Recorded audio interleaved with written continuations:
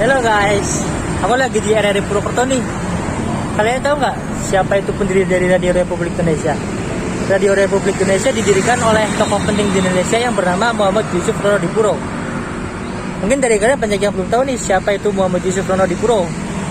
Muhammad Yusuf Ronodipuro merupakan tokoh penting di Indonesia yang bergerak di bidang jurnalistik. Di usia 24 tahun, beliau sudah menjadi wartawan radio media Jepang yang bernama Osokyoku yang dipimpin oleh Letkol Tomobachi dan berada di Jakarta.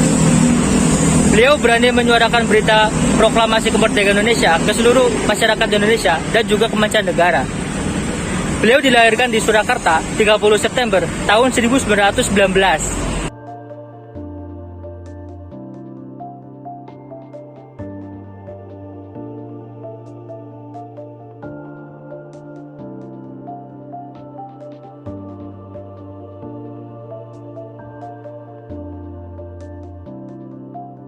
Pembacaan teks proklamasi di Jalan Pegangsaan Timur nomor 56 Jakarta pada Jumat pagi pukul 10 dibacakan oleh Soekarno sampai melalui surat pendek yang dikirim oleh seorang kurir yang bernama Syahrudin. Hal ini dilakukan agar segera disebarkan ke seluruh penjuru negeri. Akhirnya pada pukul 19.00 Yusuf Ronodipuro membacakan kembali proklamasi kemerdekaan Indonesia ke seluruh dunia. Beliau membacakannya dalam bahasa Inggris sehingga radio luar negeri dapat mengerti siaran tersebut dan meneruskannya. Dan akhirnya seluruh dunia mendengar kabar Indonesia merdeka. Karena aksi berani tersebut, Yusuf Ronodipuro diketahui oleh pihak Jepang yang kemudian diberi hukuman berupa siksaan fisik yang berat hingga hampir merenggut nyawanya. Ronodipuro meminta kepada Abdurrahman Saleh supaya radio daerah terus mengadakan siaran untuk menyebarkan semangat perjuangan. Pada 10 September 1945, semua pemimpin radio daerah berkumpul dan sepakat meminta Jepang untuk memberikan radio kepada Indonesia. Dan pihak Jepang menolak. 11 September 1945 diadakan rapat kembali untuk menyetujui didirikannya Radio Republik Indonesia atau RRI. Penyerahan radio oleh Jepang disetujui dan akhirnya Muhammad Yusuf Ronodipuro menjadi kepala RRI.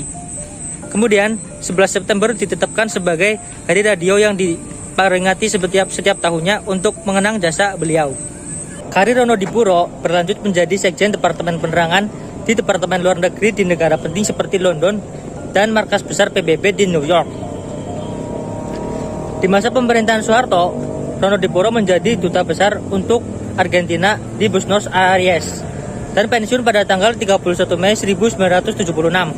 Yusuf Ronodipuro meninggal pada tanggal 28 Januari 2008 dan dimakamkan di Taman Makam Pahlawan.